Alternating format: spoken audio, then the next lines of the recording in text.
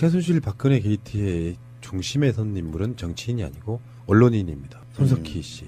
아, 손석희님 너무 좋아요.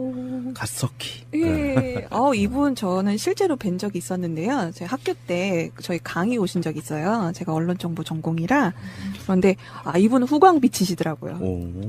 원래 또 유명인사라는 그 타이틀 때문에 뒤에 후광 효과처럼 보여요.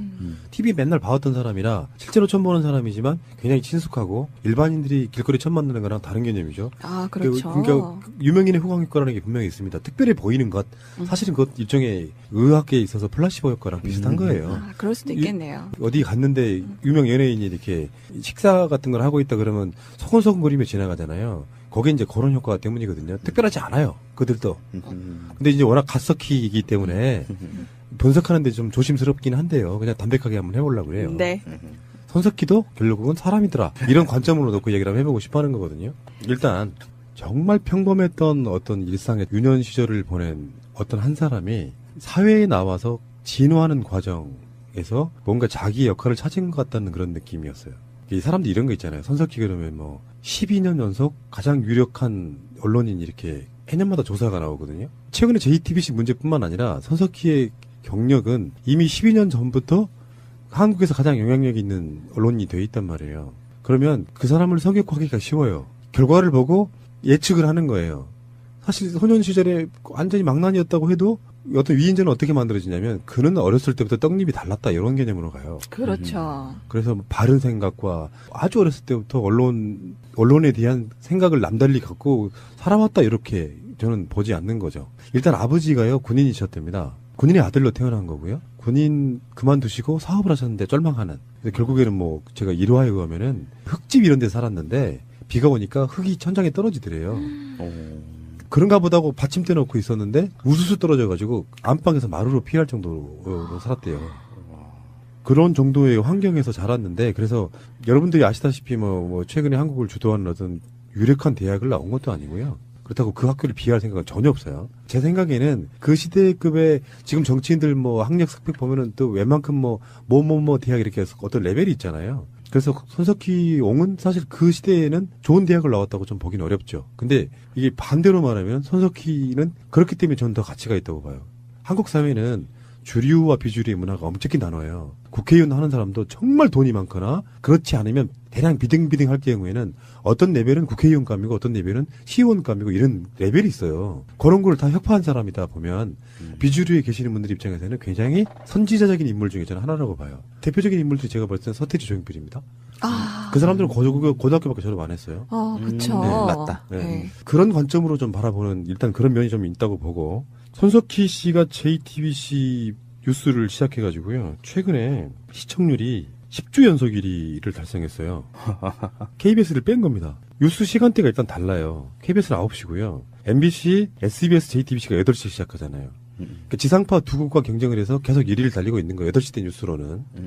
그런 관점으로 일단 보시면 좋을 것 같고요. 왜 이런 일들이 만들어졌는가를 분석하기 전에 이제 상식적으로 몇 가지만 알려드리겠습니다. 여러분 시청률이 뭔지 아세요? 시청률 1위라고 그랬잖아요. 네. 시청률 조사하는 가구들이 딱 선별이 돼 있다고 들었는데요. 그 사람들 중에서 이제 자동으로 집계가 된다고 들었어요. 그래서 이제 그것을 TV를 켜고 있는 가구 중에서 그것을 시청하고 있는 가구의 퍼센테이지?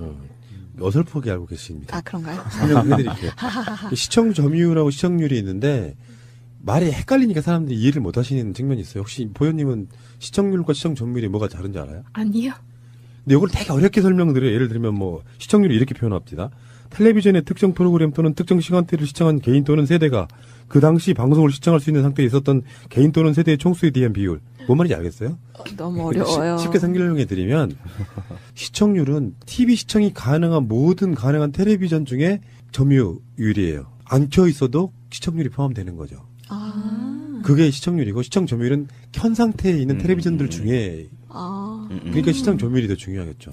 그러네요. 그렇죠. 예. 근데 이게 어떻게 집계가 되는 거냐면요. 케이블이나 종편이 없을 때랑 있을 때가 좀 달라지긴 했는데 시청률 집계하는 기관이 TMNS하고 HB 닐슨이라고 하는 두 곳이 이렇게 담당을 하는데 시청률 표본 조사를 할 수 있는 어떤 집 안에 TV에다가 이렇게 특정한 장치를 달아줘요. 그래서 TV를 시청할 때 TV 보는 사람이 연령대가 누구고 뭐하고를 보고해 가면서 그 TV를 보게끔 만들어주고 각종 혜택들을 줘요. 그러니까 불편함을 감수하고서라도 이렇게 시청률 조사에 매번 응해주고 이러는 게 있는데 저는 이제 이 방식을 좀 반대하고 싶은 거거든요. 뭐가 있냐면은 지금은 잘 생각해 보시면요. 지상파하고 종편과의 차이가 없어요. 왜 그러냐면 옛날에 지상파는 안테나를 통해 수신했잖아요. 근데 지금 도시권에서 안테나로 TV 보시는 분 있습니까? 없죠. 사실은 지상파도 사실은 케이블 방송인 거거든요.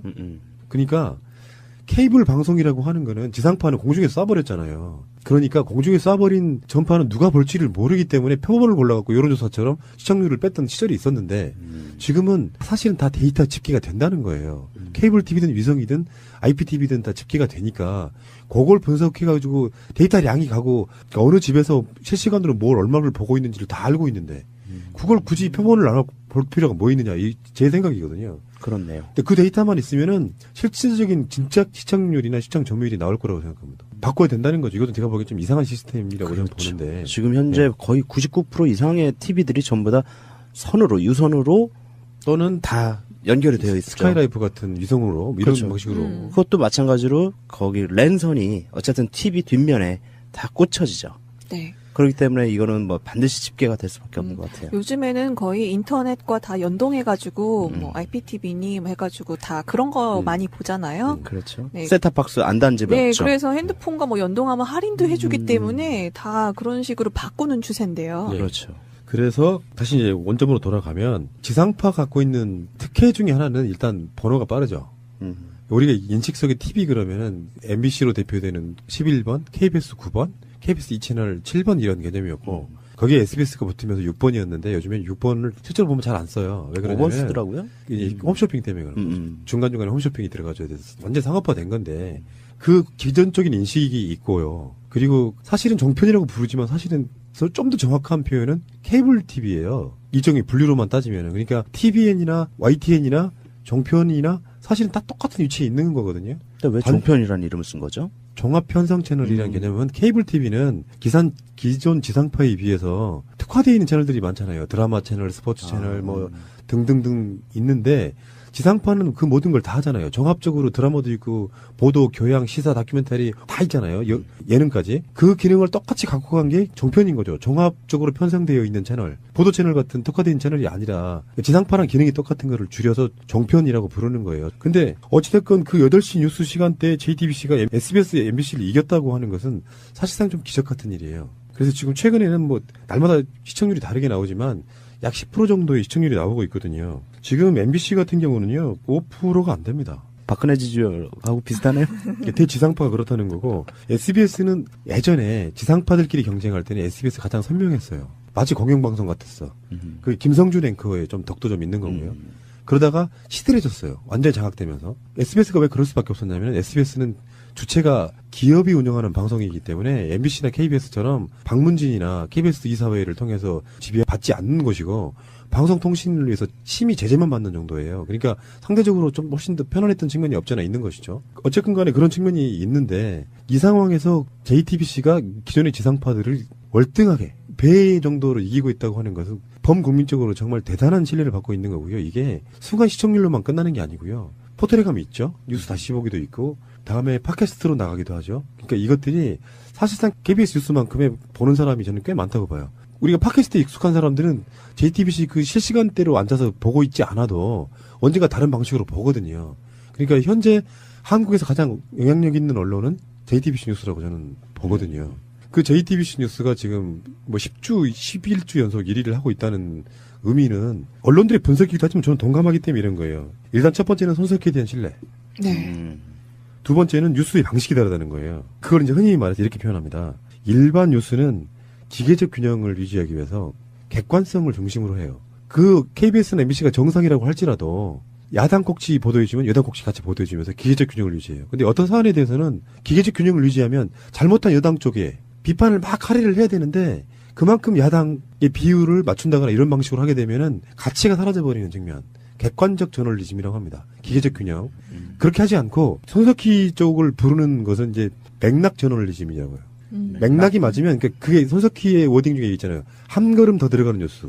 네. 그게 이제 맥락 저널리즘이라고 해서 그런 기계적 균형을 맞추는 것이 아니고 선택과 집중일 수도 있어요. 뉴스를 쭉 보고 뉴스밸류라는 게 있단 말이에요. 뉴스의 가치성이 있는데 예전에는 그 뉴스의 가치를 방송국 편집국 또는 청와대가 결정을 하는 시스템. 무슨 꼭지를 앞에 내지 마라. 이 뉴스를 내지 마라. 꼭 내야겠으면 뭐 10꼭지 이후에 집어넣어라. 이런 방식으로 보도 지침이 그 그런 순서가 거잖아요. 있으니까요. 그러니까. 그런 뉴스가 아니고 손석희의 뉴스는 선택과 집중 면에서는 그런 측면이 있다는 거죠. 오늘 진짜 중요한 뉴스 이거라고 생각하면 집중적으로 그것만 파는 거예요. 네. 그래서 관련된 보도를 한 꼭지, 두 꼭지, 세 꼭지 또는 기자가 직접 나와갖고 그거에 대한 이야기를 맥락을 짚어주고 거기에 대해서 개념을 이해시켜 주려고 노력한다는 거예요. 네, 좀 친절한 뉴스인다는 생각이 많이 들어요. 그리고 SNS를 통해서 시청자와 소통도 많고요. 왜 이번에 이재명 전원책이 나온 100분 토론에 관해서 이제 팩트 체크라고 해가지고 누가 팩트가 맞는지에 대한 애프터 서비스 이런 것도 굉장히 되게 좋았거든요. 한마디로 피드백이 되는 그런 뉴스라고 봐야죠. 그러니까 우리는 기존의 뉴스 문법이 어떤 거였냐면은 기자가 낮에 현장에 나가서 취재를 해와요. 찍어도 오고 코멘트도 만들어서 이렇게 해와요. 그 사이 뉴스가 시작되기 전에 기자들이 막 편집을 해요. 그 사이에 뉴스를 만드는 곳에서는 무엇을 해야 되냐면은 여기서 이제 앵커란 개념이 제가 소개를 해드리면은 웬만한 사람들 아는 얘기인데 손석희의 지점이 좀 애매한 부분이 없지 않아 있어요. 손석희를 많은 사람들이 아나운서라고 생각합니다. 사실 맞고 시작도 아나운서로 했고요. 그 앵커라고 하는 거는 원래 뜻은 배가 달려있는 닻을 말하는 거예요. 아, 그 앵커가 그 네. 앵커예요? 네, 같은 말이에요. 몰랐다. 그래서 배가 떠내려가지 않게 이렇게 고정해주는 역할을 하죠. 다른 표현 방식으로 말하면은 보도국에서 그 뉴스를 중심을 잡아주는 역할을 하는 사람이 앵커입니다. 그리고 끌어가는 사람이에요. 그러니까 사전적 의미는 시작은 똑같은 그런 의미를 갖고 앵커라는 말이 만들어지면서 또 하나의 사전적 의미가 붙은 거죠. 시작은 그 배에서 나왔다고 보시면 되는데 그러다 보니까 방송국 시스템 속에 들어가면은 현대에 오면 올수록 아나운서들은 연예인화됩니다. 그러니까 아나운서여서 뉴스를 읽는 사람은 사실은 앵커라고 부르면 안 되는 거예요. 그래서 각 주요 방송사의 보도국의 보도 뉴스는 아나운서가 진행하는 게 아니고 기자들이 진행합니다. 옛날에 엄기영 같은 사람, 국회의원하고 있는 정동영 같은 사람, 박영선 같은 사람들이 다 기자 출신 앵커들입니다. 9시 뉴스, 8시 뉴스는 그 방송국의 보도 기능의 코어이자 핵심이에요. 그러다 보니까 직접 취재를 하지 않은 멘트만 읽어주는 아나운서들로는 사실감이 떨어지는 겁니다. 그래서 멘트력이 되는 기자들, 간부급 기자들이 나와서 앵커를 직접 하는 거예요. 그 시스템을 잘 모르시는 분들이 그 뉴스를 하게 되면 그 사람을 아나운서라고 무조건 획일적으로 불러버리는 거예요. 지금도 정동영, 박영선을 아나운서 출신이라고 하는 사람이 있습니다. 근데 아나운서가 낫다, 좋다 이런 차원이 아니고 보도 기능으로만 만들어진 것은 아니라는 말씀을 드리는 거예요. 근데 손석희는 아나운서로 들어왔는데 그 당시 MBC에서는 기자 역할도 한 걸로 알려지고 있는 거예요. 아나운서와 보도국이 분류가 안 됐던 시점에서는 아나운서국 근무를 하면 아나운서인 거고 보도국 가서 현장을 취재를 하면 기자인 거였던 시절이 있었던 거죠. 거기서 느꼈던 그래서 실제로 MBC에 보면은 이상한 전통들이 있습니다. 처음에 아나운서로 들어왔던 사람들이 아나운서로는 사실 저널리즘을 할 수가 없구나라는 걸 깨달으면 기자시험 다시 보고 들어온 케이스가 굉장히 많아요. 아, 네, 그랬다는 케이스 많이 들어봤어요. 자기 스스로 뭔가 자기가 하는 말이 무엇인지 더 알고자 하는 그런 욕심이 생기면 기자 시험을 다시 봐서 다시 들어오시더라고요. 그리고 MBC의 유명한 앵커들, 이 사람들이 처음에 아나운서로 들어왔다가 기자로, 그러니까 같은 방송사 내에서 직업을 바꾼 케이스는 되게 많아요. 근데 지금 뉴스 하시는 분들, 현재 손석희와 비교가 되는 그 앵커들은 다 사실은 기자 출신들이고요. 손석희 자체는 굉장히 특이한 종류의 언론인인 거예요. 그들의 입장에서 보면은. 그러니까 손석희가 명성을 얻은 데는 JTBC 뉴스가 아니고 100분 토론이라든지 아침에 했던 손석희만의 그 라디오 방송 있잖아요. 시선 집중 같은 걸 하게 되면서 그 신뢰 이미지를 쌓아왔는데 손석희는 우리 쪽 언론인이 아닙니다. 아, 그런가요? 그거 자체가 손석희를 욕먹이는 행위예요. 예를 들어서 촛불 집회 관련해가지고 박근혜 변호인단이 뭐라고 했냐면은 저 촛불은 민심이 아니다. 좌파들 일부 빨갱이들이 선동해서 만든 행사다라고 얘기했잖아요. 그것은 뭐냐면 대부분의 대표적인 갈라치기거든요. 그 사람들을 다 민의를 좌파 빨갱이들의 선동에 노란한 사람들로 폄하하는 거잖아요. 그쪽을 선동함에 있어갖고 이런 게 있죠. 손석희는 원래 진보 좌파 출신이야라고 이야기해버리면은 손석희 뉴스 가치가 반으로 떨어지는 겁니다. 그래서 손석희를 우리 쪽 언론이라고 생각하거나 말하면 안 되는 거예요. 말도 안 되는 거지 그게. 진짜로 균형감, 공정성이란 현상 있는 그대로 말하는데 어쩔 때는 상황에 따라서 진보 쪽에 유리할 수도 있고 어쩔 때는 수구 골통 세력들한테 유리할 수도 있지만 손석희가 그 지점에 한 중간을 유지하고 있어줘야 되는 대목은 그가 사실은 진보 쪽이 아님에도 불구하고 공정하게 깠더니 최순실 박근혜가 나쁘더라. 이 공식이 성립돼야 되는데 저쪽에 계속되는 프레임은 손석희가 좌파이기 때문에 우파를 깐다고 얘기해버릴 수도 있는 거죠. 그러네요. 손석희가 말하는 균형은 바로 그런 것 때문에 나오는 거거든요. 좌파 패널로 나온 사람들한테 집요하게 뭔가를 물어보면서 그 사람들 논리를 깨는 것도 그런 노력 중에 하나인 거죠.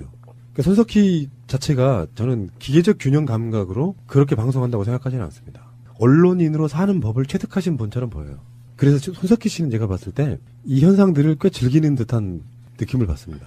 JTBC 뉴스룸에서 태블릿 PC를 까므로써 사실상 박근혜가 탄핵된 거거든요. 결론으로만 놓고 보면. 그렇죠. 시작이 발단이 그거였죠. 그럼 얼마나 많은 사람들한테 협박과 이런 걸 받았겠어요? 근데 뚝심 강단만으로 그걸 끌어갈 수는 없어요. 손석희는 다른 면에서 보면은 그런 걸 즐기는 거죠. 저 사람이 언론인이라고 하는 사람들이 자기를 좋아해주고 존경해주는 거에 대한 열광을 즐기는 거라고 생각해요. 농담처럼 팟캐스트에 손석희라고 이야기하는 이유가 뭐냐면은 그런 류의 인간형을 잘 알아요. 내 생각하고 똑같기 때문에 그래요.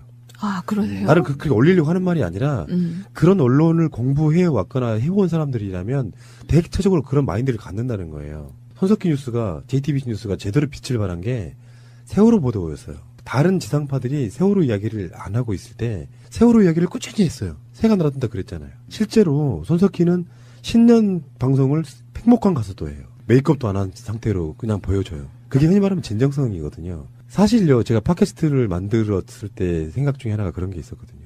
지상파 언론인들 굉장히 혐오합니다, 솔직히 말하면. 다는 아니지만. 언론고시 통과해가지고 좋은 차 타고 얼굴에 기름 번지르르하게 흐르고 좋은 옷 입고 방송사 출퇴근하면 사람들이 알아봐주고 존경해주고 어디 가면 언론이라고 대접받고. 하지만 정부 이정현 같은 사람들이 전화해대면 거기에 맞춰주고 그런 방송이나 보도를 하고 있는 자들이 언론인이라고 혹한이 우리나라에서 가장 영향력 있는 분야에 있는 거예요. 언론이 얼마나 위대한 분야에 있냐면 여러분 잘 생각해 보세요. 국회, 청와대, 검찰, 법원에서 어떤 뉴스가 나오면 뭐합니까? 그걸 국민에게 알리는 것은 언론인데 어떤 시각으로 알리느냐. 뉴스를 진짜 중요한 뉴스인데 보도를 안 해버리면 그건 뉴스도 아닌 거예요. 그만큼 현대사회에서는 미디어의 영향력이 절대적이라고 보시면 돼요. 그들이 변절하거나 정권에 야부하기 시작하면 나라가 개판 쳐지는 거죠. 그런 자들이 언론인이라고 월급 많이 받고 살아왔던 거예요. 그래서 저는 그들을 경멸하는 겁니다. 그런 관점이기 때문에 팟캐스트를 하는 게 그런 쪽에 있는 것보다 훨씬 더 마음 편한 거예요. 양심상 그런 관점으로 이렇게 바라보는 관점으로 봤을 때 손석희는 지극하게 언론인으로서의 가치가 무엇인지를 정확하게 꿰뚫고 있는 사람이라고 저는 보는 겁니다. 그 순간순간 시청률에 연연하는 게 아니고요. 손석희 이전에 JTBC 뉴스는 굉장히 조잡했어요. 맥락이 없었다 이거죠. 근데 손석희를 영입했던 홍석희의 생각은 그거였다고 봐요. 철저한 시장적 접근이라고 봐요. 상업적 접근인 거죠. 정편들이 다 이명박근혜에 편들고 있잖아요. JTBC만이라도 진보 우리나라 인구의 반인 민주 진보 쪽 사람들에게도 마음에 드는 방송을 만들어야겠다라고 생각을 했어요.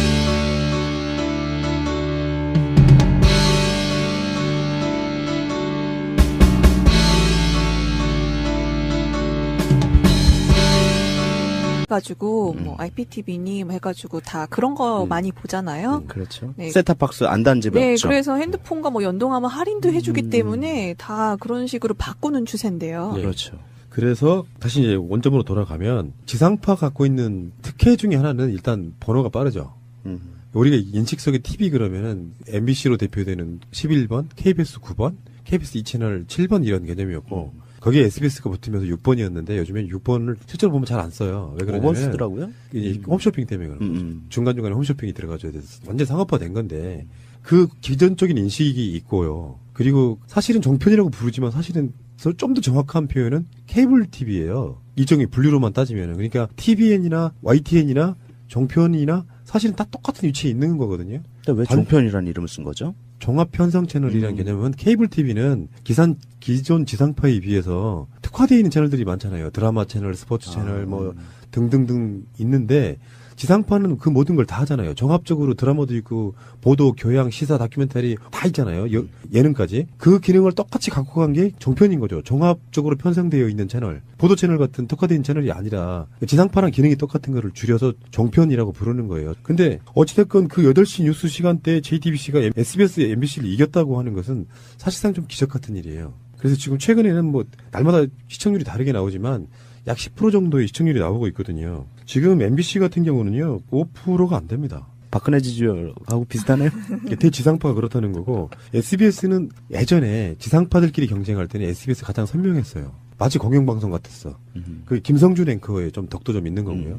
그러다가 시들해졌어요. 완전히 장악되면서. SBS가 왜 그럴 수밖에 없었냐면 SBS는 주체가 기업이 운영하는 방송이기 때문에 MBC나 KBS처럼 방문진이나 KBS 이사회를 통해서 지배받지 않는 것이고 방송통신을 위해서 심의 제재만 받는 정도예요. 그러니까 상대적으로 좀 훨씬 더 편안했던 측면이 없잖아 있는 것이죠. 어쨌든 간에 그런 측면이 있는데 이 상황에서 JTBC가 기존의 지상파들을 월등하게 배 정도로 이기고 있다고 하는 것은 범국민적으로 정말 대단한 신뢰를 받고 있는 거고요. 이게 순간 시청률로만 끝나는 게 아니고요. 포털에 가면 있죠. 뉴스 다시 보기도 있고 다음에 팟캐스트로 나가기도 하죠. 그러니까 이것들이 사실상 KBS 뉴스만큼의 보는 사람이 저는 꽤 많다고 봐요.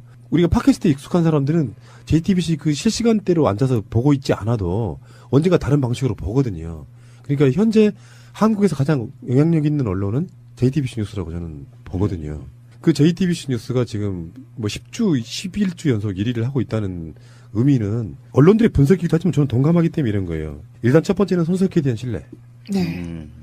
두 번째는 뉴스의 방식이 다르다는 거예요. 그걸 이제 흔히 말해서 이렇게 표현합니다. 일반 뉴스는 기계적 균형을 유지하기 위해서 객관성을 중심으로 해요. 그 KBS나 MBC가 정상이라고 할지라도 야당 꼭지 보도해주면 여당 꼭지 같이 보도해주면서 기계적 균형을 유지해요. 근데 어떤 사안에 대해서는 기계적 균형을 유지하면 잘못한 여당 쪽에 비판을 막 할애를 해야 되는데 그만큼 야당의 비율을 맞춘다거나 이런 방식으로 하고 있는 거예요. 아나운서와 보도국이 분류가 안 됐던 시점에서는 아나운서국 근무를 하면 아나운서인 거고 보도국 가서 현장을 취재를 하면 기자인 거였던 시절이 있었던 거죠. 거기서 느꼈던 그래서 실제로 MBC에 보면은 이상한 전통들이 있습니다. 처음에 아나운서로 들어왔던 사람들이 아나운서로는 사실 저널리즘을 할 수가 없구나라는 걸 깨달으면 기자시험 다시 보고 들어온 케이스가 굉장히 많아요. 네, 그랬다는 케이스 많이 들어봤어요. 자기 스스로 뭔가 자기가 하는 말이 무엇인지 더 알고자 하는 그런 욕심이 생기면 기자시험을 다시 봐서 다시 들어오시더라고요. 그리고 MBC의 유명한 앵커들, 이 사람들이 처음에 아나운서로 들어왔다가 기자로, 그러니까 같은 방송사에 내에서 직업을 바꾼 케이스는 되게 많아요.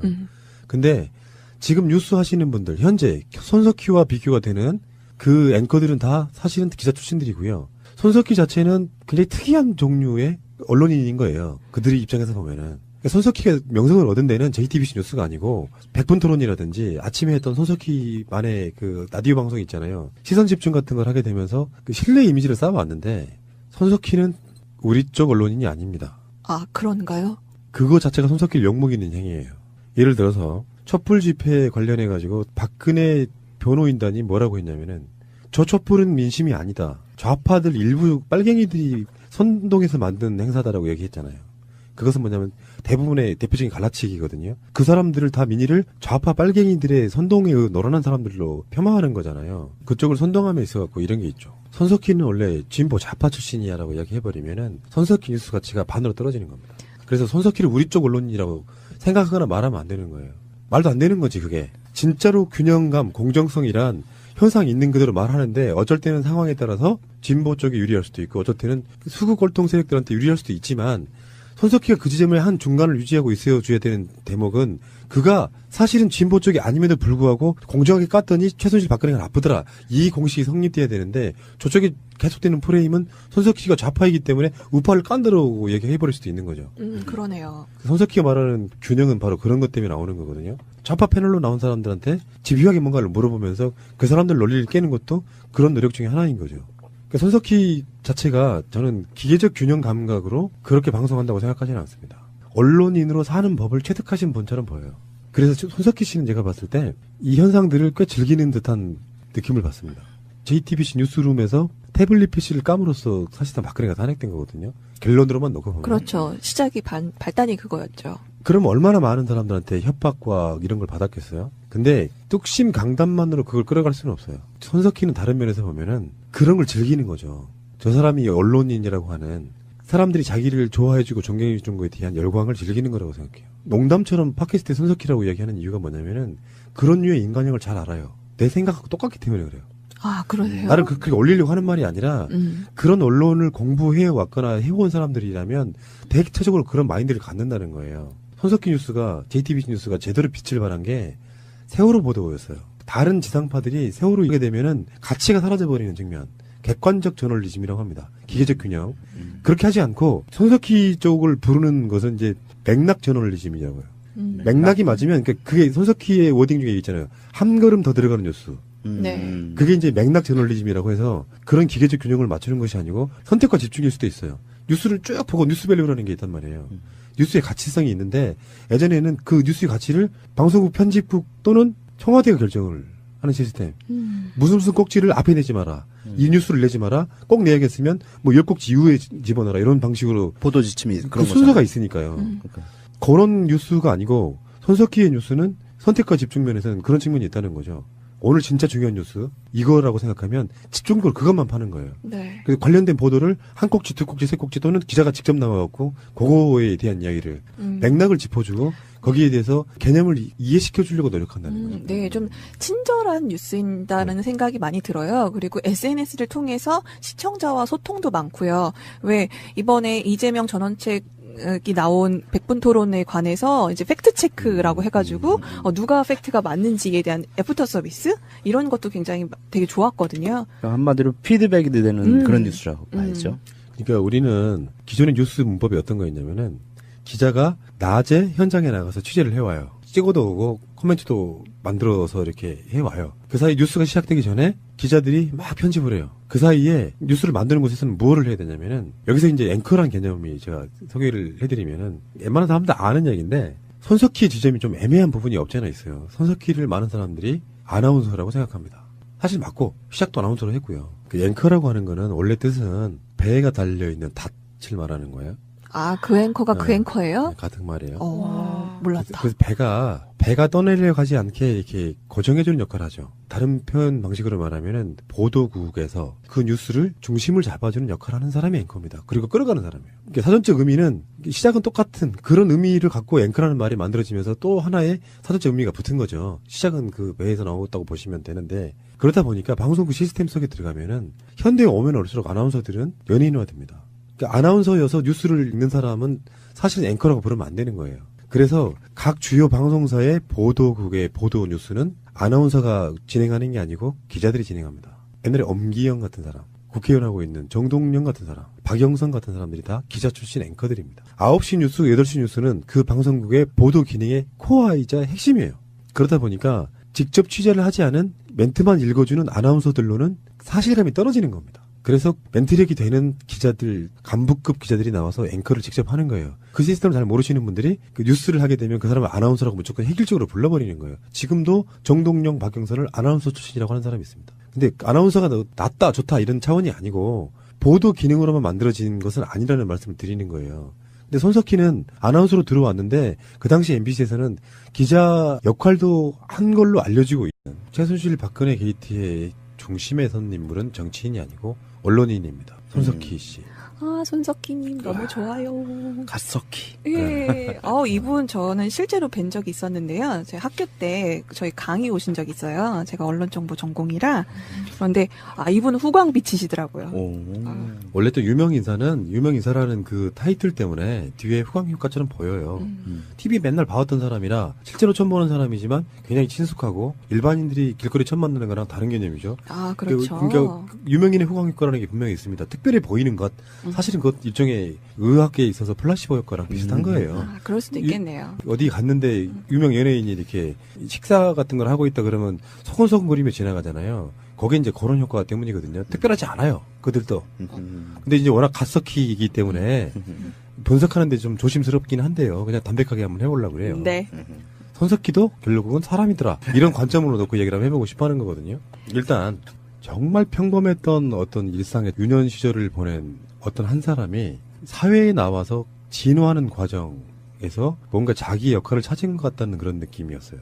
이 사람들 이런 거 있잖아요. 손석희 그러면 12년 연속 가장 유력한 언론인 이렇게 해년마다 조사가 나오거든요. 최근에 JTBC 문제뿐만 아니라 손석희의 경력은 이미 12년 전부터 한국에서 가장 영향력 있는 언론인이 되어 있단 말이에요. 그러면 그 사람을 성역하기가 쉬워요. 결과를 보고 예측을 하는 거예요.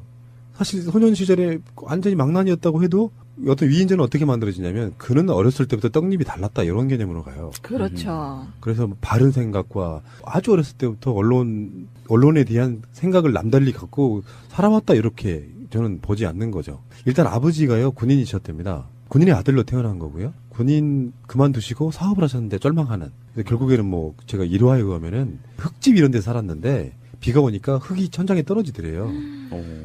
그런가 보다고 받침대 놓고 있었는데 우수수 떨어져가지고 안방에서 마루로 피할 정도로 살았대요. 그런 정도의 환경에서 자랐는데, 그래서 여러분들이 아시다시피 뭐 최근에 한국을 주도하는 어떤 유력한 대학을 나온 것도 아니고요. 그렇다고 그 학교를 비하할 생각은 전혀 없어요. 제 생각에는 그 시대급의 지금 정치인들 뭐 학력 스펙 보면은 또 웬만큼 뭐 대학 이렇게 해서 어떤 레벨이 있잖아요. 그래서 손석희 옹은 사실 그 시대에는 좋은 대학을 나왔다고 좀 보기는 어렵죠. 근데 이게 반대로 말하면 손석희는 그렇기 때문에 저는 더 가치가 있다고 봐요. 한국 사회는 주류와 비주류의 문화가 엄청나게 나눠요. 국회의원 하는 사람도 정말 돈이 많거나 그렇지 않으면 대량 비등비등 할 경우에는 어떤 레벨은 국회의원감이고 어떤 레벨은 시의원감이고 이런 레벨이 있어요. 그런 걸 다 협파한 사람이다 보면 비주류에 계시는 분들 입장에서는 굉장히 선지자적인 인물 중에 저는 하나라고 봐요. 대표적인 인물들이 제가 볼 때는 서태지 조용필입니다. 그 사람들은 고등학교밖에 졸업 안 했어요. 그쵸. 네, 맞다. 네. 네. 그런 관점으로 좀 바라보는 일단 그런 면이 좀 있다고 보고, 손석희 씨가 JTBC 뉴스를 시작해가지고요. 최근에 시청률이 10주 연속 1위를 달성했어요. KBS를 뺀 겁니다. 뉴스 시간대가 일단 달라요. KBS는 9시고요. MBC, SBS, JTBC가 8시에 시작하잖아요. 그러니까 지상파 두 국과 경쟁을 해서 계속 1위를 달리고 있는 거예요. 8시 대 뉴스로는. 그런 관점으로 일단 보시면 좋을 것 같고요. 왜 이런 일들이 만들어졌는가를 분석하기 전에 이제 상식적으로 몇 가지만 알려드리겠습니다. 여러분 시청률이 뭔지 아세요? 시청률 1위라고 그랬잖아요. 네. 시청률 조사하는 가구들이 딱 선별이 돼 있다고 들었는데요. 그 사람들 중에서 이제 자동으로 집계가 된다고 들었어요. 그래서 이제 그것을 TV를 켜고 있는 가구 중에서 그것을 시청하고 있는 가구의 퍼센테이지? 어설프게 알고 계십니다. 아, 그런가요? 설명해드릴게요. 시청 점유율하고 시청률이 있는데 말이 헷갈리니까 사람들이 이해를 못 하시는 측면이 있어요. 혹시 보현님은 시청률과 시청 점유율이 뭐가 다른지 알아요? 아니요. 근데 이걸 되게 어렵게 설명드려요. 예를 들면 뭐 시청률이 이렇게 표현합니다. 텔레비전의 특정 프로그램 또는 특정 시간대를 시청한 개인 또는 세대가 그 당시 방송을 시청할 수 있는 상태에 있었던 개인 또는 세대의 총수에 대한 비율. 뭔 말인지 알겠어요? 너무 어려워요. 쉽게 설명해 드리면 시청률은 TV 시청이 가능한 모든 가능한 텔레비전 중에 점유율이에요. 안 켜 있어도 시청률이 포함되는 거죠. 그게 시청률이고, 시청 점유율은 켠 상태에 있는 텔레비전들 중에 그러니까 시청 점유율이 더 중요하겠죠. 그러네요. 그렇죠. 네. 근데 이게 어떻게 집계가 되는 거냐면요. 케이블이나 종편이 없을 때랑 있을 때가 좀 달라지긴 했는데, 시청률 집계하는 기관이 TMNS하고 HB 닐슨이라고 하는 두 곳이 이렇게 담당을 하는데, 시청률 표본 조사를 할 수 있는 어떤 집 안에 TV에다가 이렇게 특정한 장치를 달아줘요. 그래서 TV를 시청할 때 TV 보는 사람이 연령대가 누구고 뭐하고를 보고해 가면서 그 TV를 보게끔 만들어주고 각종 혜택들을 줘요. 그러니까 불편함을 감수하고서라도 이렇게 시청률 조사에 매번 응해주고 이러는 게 있는데, 저는 이제 이 방식을 좀 반대하고 싶은 거거든요. 뭐가 있냐면은 지금은 잘 생각해 보시면요. 지상파하고 종편과의 차이가 없어요. 왜 그러냐면 옛날에 지상파는 안테나를 통해 수신했잖아요. 근데 지금 도시권에서 안테나로 TV 보시는 분 있습니까? 없죠. 사실은 지상파도 사실은 케이블 방송인 거거든요.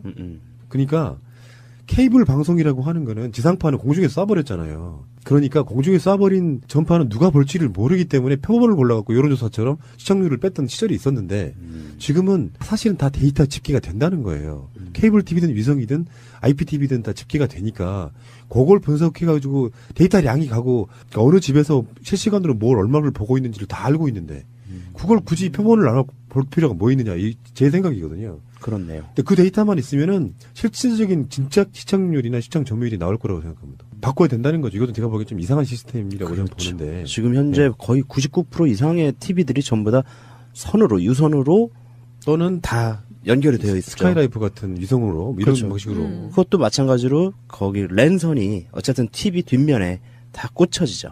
네. 그렇기 때문에 이거는 뭐 반드시 집계가 될 수밖에 없는 것 같아요. 요즘에는 거의 인터넷과 다 연동해